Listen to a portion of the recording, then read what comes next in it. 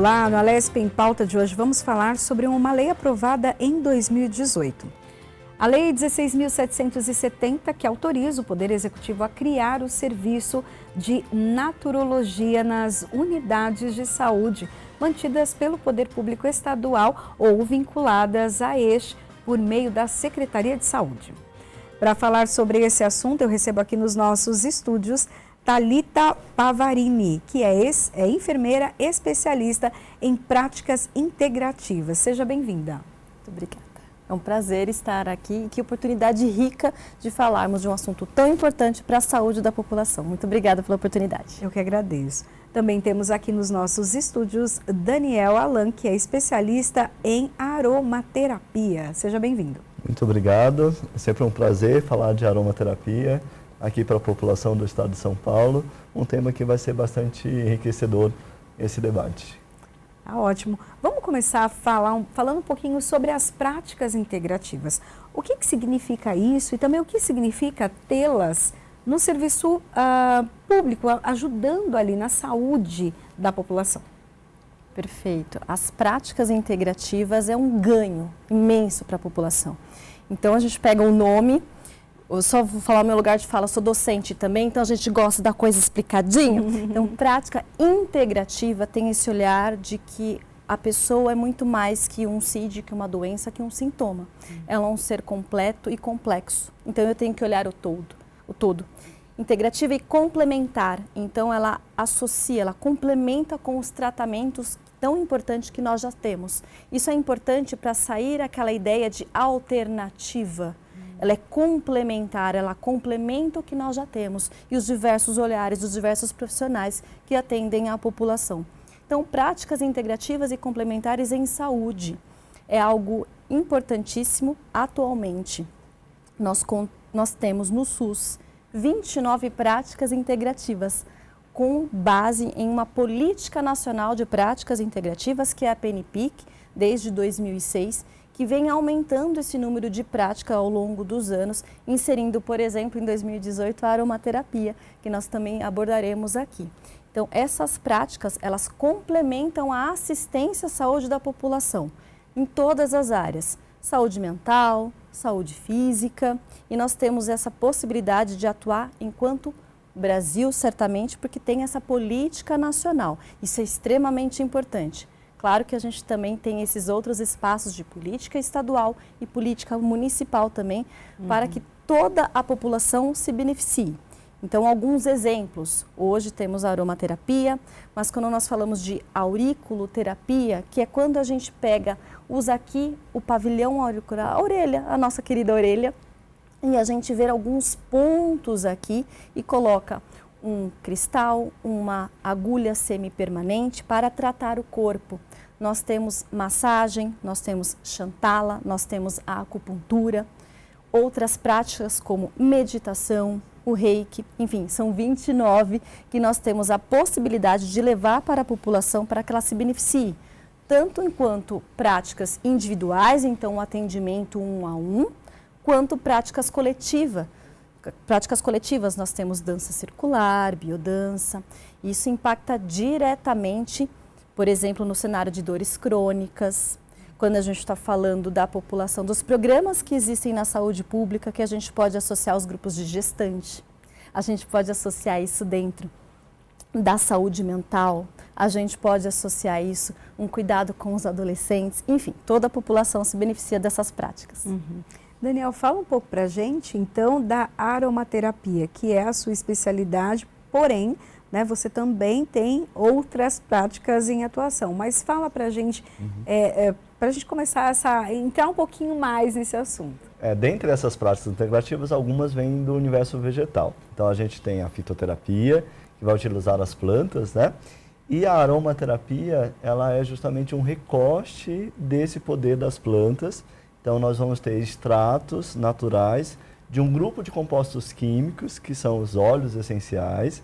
Então, todas aquelas plantas, Priscila, que têm aroma, sejam eles agradáveis, o que acaba sendo a maioria ou não, acabam sendo ricos em óleos essenciais. Então, a aromaterapia vai se valer justamente dessa porção de princípios ativos que a planta produziu ao longo da sua experiência, né, de sobrevivência e adaptação aos milhares de anos. Então a gente vai aproveitar essa inteligência da natureza, essa riqueza da natureza em favor da nossa saúde, atuando em vários campos, né? Então desde as questões emocionais, físicas, que a gente pode atuar com diversos óleos essenciais. O Brasil é um país que é o mais biodiverso do mundo e que tem despontado muito na aromaterapia, mundialmente falando. Então, óleos essenciais nossos, né, que só são típicos aqui do Brasil, produzidos aqui, e que têm despertado o interesse do mundo inteiro. Então, nós vamos ter essas substâncias que vêm concentrados, né, da natureza e que a gente vai poder utilizar aí das mais diversas formas, sempre com essa finalidade de levar bem-estar, saúde à população e podendo também ser utilizado, como a professora falou, das mais diversas áreas da saúde, desde a atenção básica, cuidado secundário e até, em algumas situações, cuidado terciário de saúde. Uhum.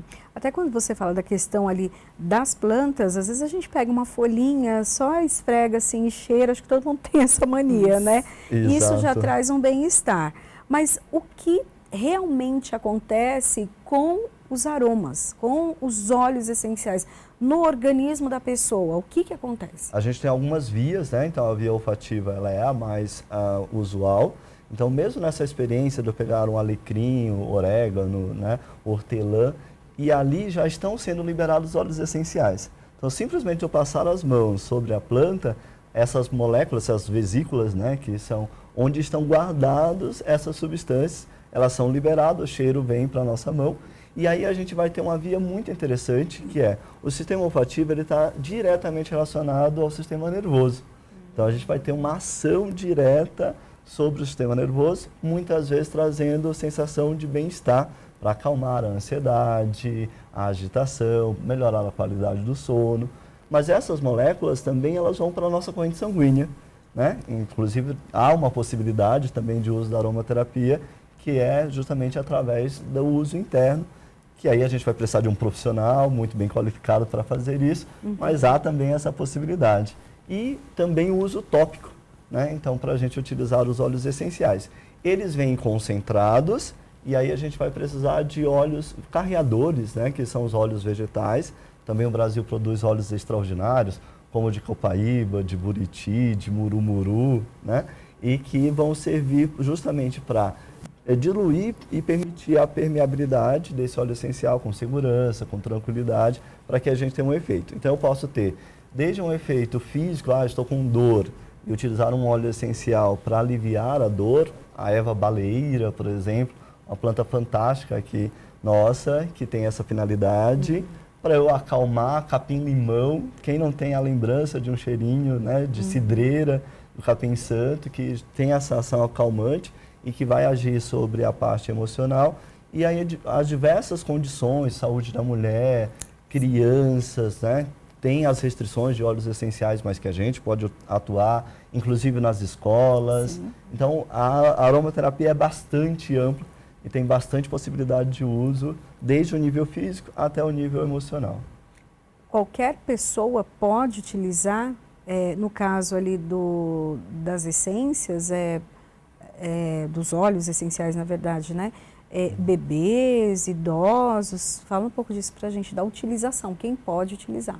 Perfeito. E eu gostei que, rapidamente, já teve a troca do termo, que a aromaterapia se faz com óleos essenciais. E apesar do nome comum, de ter essência e óleos essenciais, é sempre óleo essencial. Isso é muito importante. A característica, a constituição química é completamente distinta. Então, para a gente ter os benefícios dos óleos essenciais.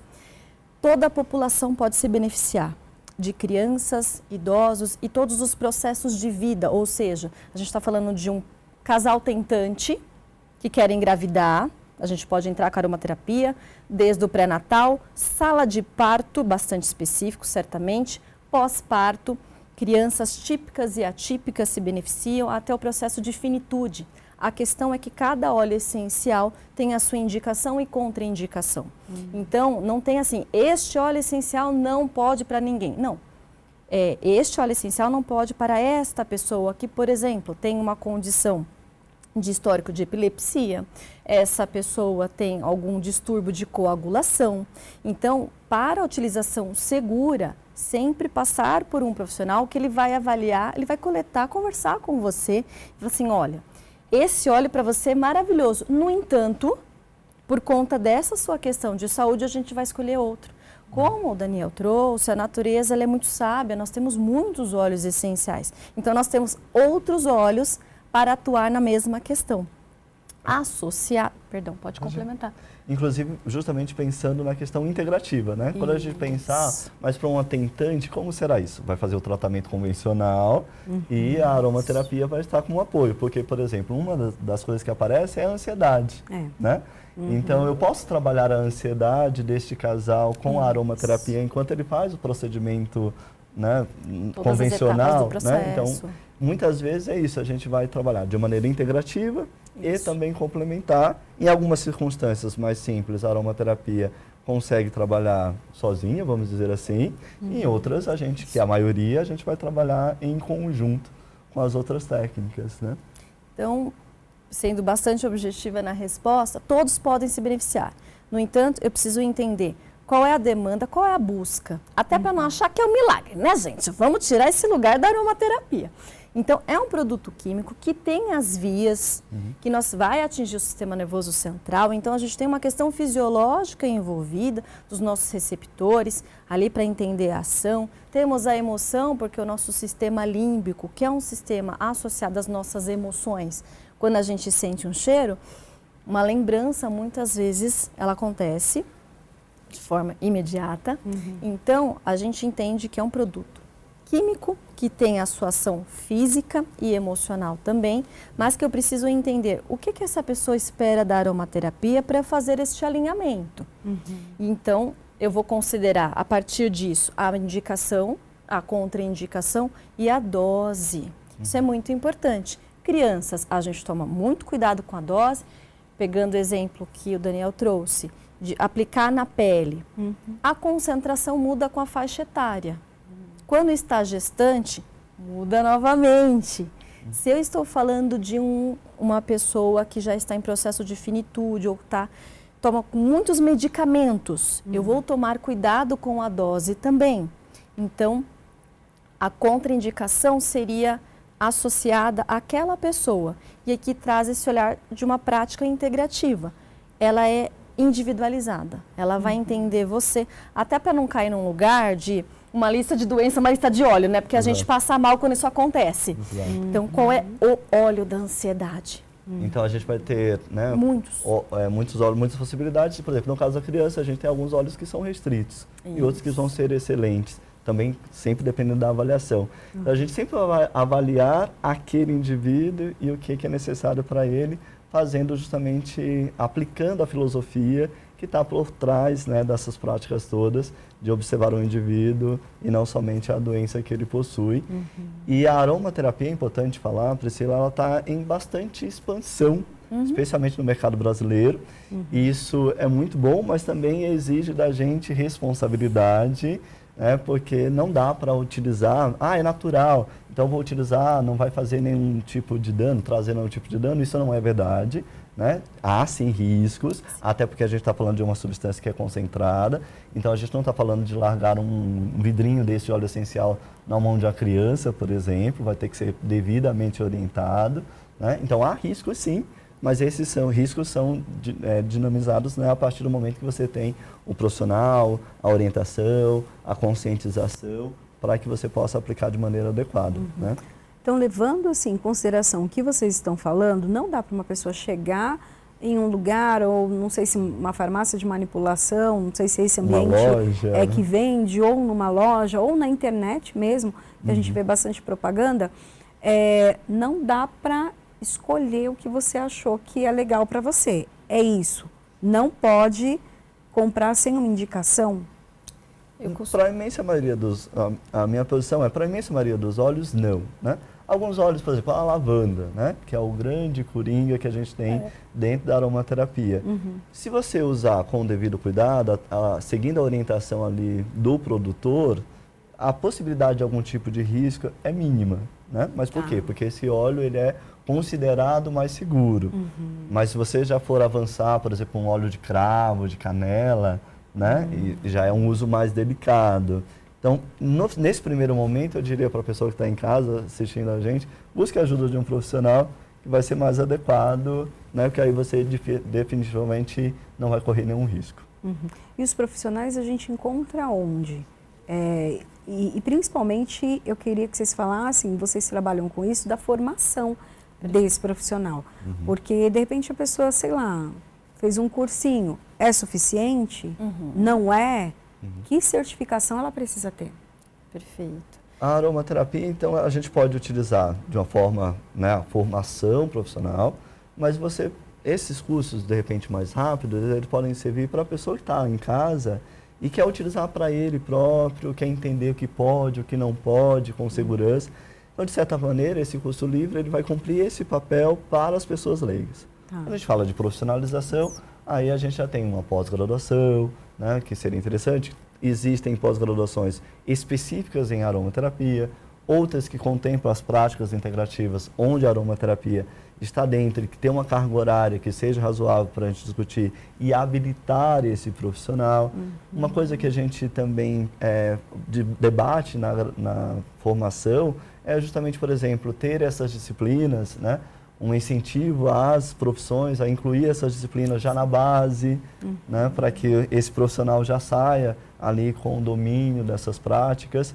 Então, em termos de legislação, a gente ainda caminha até alguns processos, né, algumas leis, né, que tentam regulamentar cada uma dessas práticas integrativas, as práticas integrativas como um todo, né? Então, e junto com isso avança também essa questão do que é necessário em termos de formação para se atuar com responsabilidade com a aromaterapia.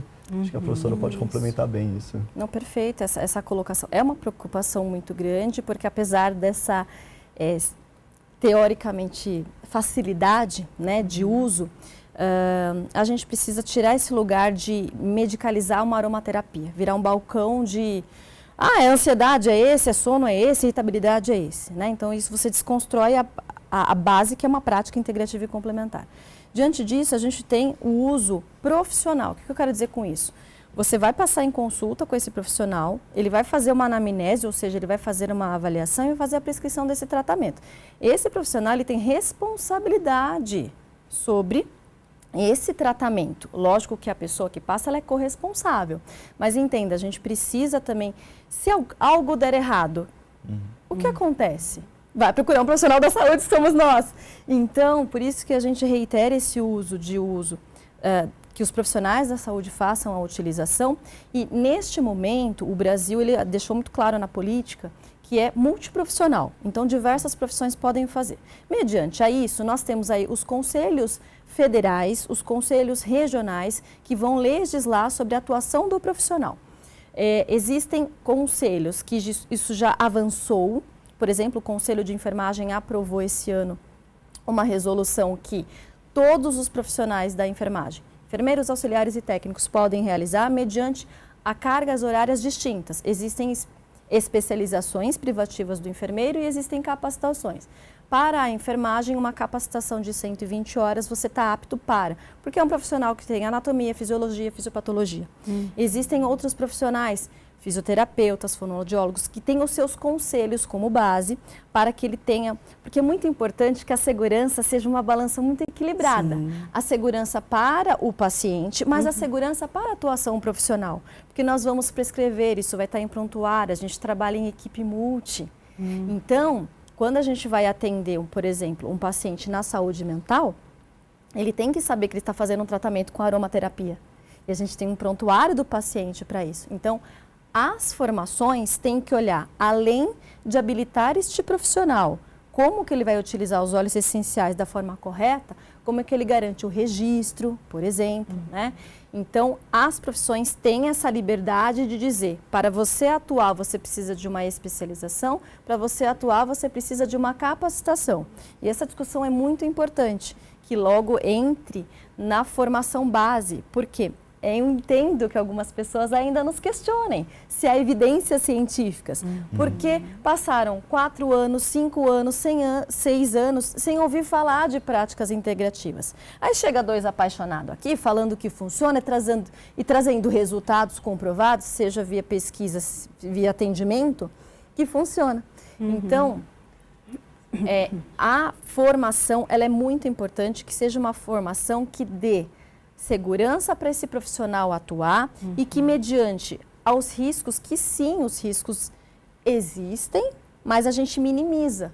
O risco para o paciente não desenvolver uma alergia, uma sensibilidade, e o risco do profissional, que é um risco que ele tem ali o contato com o produto químico, um risco ocupacional. Ou seja, a segurança tem que ser a pauta da formação desses profissionais. Saber para que serve o óleo, a indicação, a contraindicação, não habilita ninguém a clinicar.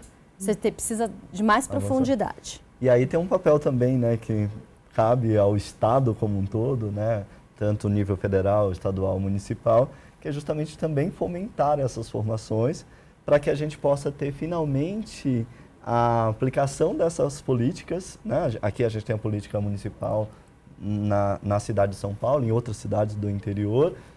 A gente está construindo, né, a política estadual de práticas integrativas e complementares, mas dentro dessas políticas há necessidade que se tenha uma previsão, né, de fomento dessa formação, que ela consiga contemplar esses parâmetros todos de carga horária, conteúdo que vai ser abordado, porque há um déficit, né, como é algo novo, apesar de 2006, né, mas 2018, efetivamente, que a aromaterapia entra no SUS, é algo que ainda é recente, que a gente sente falta de iniciativas do Estado, nas suas múltiplas esferas, para fomentar esse trabalho, e não só da iniciativa privada também, porque na maioria das vezes a nossa experiência é que esse profissional que já atua no SUS vai buscar ele próprio, por sua conta, formação fora, para poder atuar no SUS, né? Então, aí exige um cuidado maior, enquanto Estado, para a gente fomentar e possibilitar uma prática que seja pautada na ciência, inclusive com estímulo à pesquisa nessa área, que é carente, né? Apesar das evidências, é necessário sim, porque imaginem, a gente tem mais de 400 óleos essenciais, cada óleo essencial chega a ter mais de 100 substâncias químicas, né, ativos. E o que faz cada uma dessas substâncias químicas? Então a gente precisa de pesquisa robusta, bem feita, de cientista que possa ser incentivado pelo próprio Estado para fazer isso, né? Porque é óbvio que a população tem o direito, sim, de saber onde está sendo investido o dinheiro, se tem evidência, né? E é uma das críticas que a aromaterapia, que as práticas integrativas todas têm, a aromaterapia também. Eu diria até que a aromaterapia é uma das que tem melhor nível de evidência, né? Mas ainda há essa cobrança. Então a gente sente falta também da formação, que ela esteja na base, né? E que ela seja fomentada, a educação e também a aplicação, para permitir a aplicação segura, né? E daí como que deve ser esse estímulo a essa formação? De que maneira o Estado pode incentivar a formação? Então, a gente tem dentro dos próprios conselhos, né, apoiado pelos conselhos, formação em capacitação desses profissionais que já atuam no SUS, que esse seria o universo ideal. A gente tem também a criação de novas vagas, né, nesse caso envolveria também necessariamente concurso, para que você possa atuar especificamente com essas práticas, porque o profissional, né, que já atua no SUS, ele já tem as suas demandas, isso é uma coisa que eu escuto sempre, e aí ele geralmente agrega as práticas integrativas dentro daquilo que ele já faz. A gente tem centros de referências em práticas integrativas e complementares, né, isso é um modelo bem interessante, e que essa formação seja em especialização, seja em capacitação, seja fomentada especificamente pelo Estado, em termos de universidades, tanto as estaduais quanto as federais, né? E escolas municipais. A gente tem residência aqui em São Paulo de práticas integrativas e complementares. Então, abrir espaço para que esses profissionais possam ter formação. Posso complementar no Claro. nosso tempo aqui? Sempre temos que pensar em alguns pilares importantes, né? A gente precisa de uma política estadual. Então, para isso, os profissionais que atuam se reúnem em grupos de discussão para que você faça uma construção em conjunto para você desenvolver isso. Porque a partir disso você tem uma política de apoio, você começa a viabilizar o repasse financeiro para chegar nessas instituições. Muitos ganhos já aconteceram, por exemplo, o CRPix, que foi mencionado, né, que é o Centro de Referência em Práticas Integrativas, que tem essa vertente. No entanto, a gente tem isso, a inserção nas UBSs, nas Unidades Básicas de Saúde, que também oferecem. Conforme você organiza essa parte de legislação e você, por exemplo, associa o repasse financeiro aos indicadores, isso estimula que o gestor possibilite que aquele profissional atue de fato naquela prática integrativa, porque isso favorece a população, isso é uma parte transversal, porque a saúde mental, é dor, são públicos especiais, você pode ter um impacto a médio e longo prazo, inclusive de diminuição de medicamentos, né, alopáticos que você faz aí a procura, e você aumenta os indicadores do município, isso sustenta a política inteira com o repasse que você vem. Mas para isso, para você ter esse repasse, você precisa, de fato, que a legislação ela atue e ela seja aprovada. Por quê? Profissionais temos e precisa ampliar. O interesse tem, a população, ela cobra da gente, e isso ela é muito bem aceita, as práticas integrativas, mas para que eu possa, de fato, atuar, não apenas na saúde complementar, ou seja, em consultórios particulares, que eu possa chegar isso na assistência à saúde, eu preciso ter a alimentação de ter, sim, um repasse financeiro por conta dos insumos. Eu não posso... dentro do cenário da aromaterapia, tem especificamente os óleos essenciais. Então, precisa ter esse insumo para o profissional fazer o tratamento, né, e oferecer isso para a população. Com a política nacional, a gente consegue, com a política estadual, a gente avança muito. E aí a gente tem esses outros recortes. Eu preciso da atuação, eu preciso, sim, da formação, e eu não posso desvincular uma formação desses cuidados que nós temos com os indicadores para a gente fortalecer essa política, para não ficar periférico ao sistema. Não, é dentro do sistema. Tudo é SUS. Para não ficar no complementar, tudo é SUS. E aí a gente tem uma alimentação por conta que a gente precisa do repasse financeiro e essas outras áreas caminham juntas. A formação, a pesquisa e a atuação do profissional. Bom, nós vamos fazer um rápido intervalo, daqui a pouquinho a gente volta porque eu quero saber os resultados, né? O que esses óleos fazem então na vida das pessoas, o resultado até no impacto ali das doenças mesmo. Como que pode ajudar efetivamente? Fica com a gente que a gente já volta.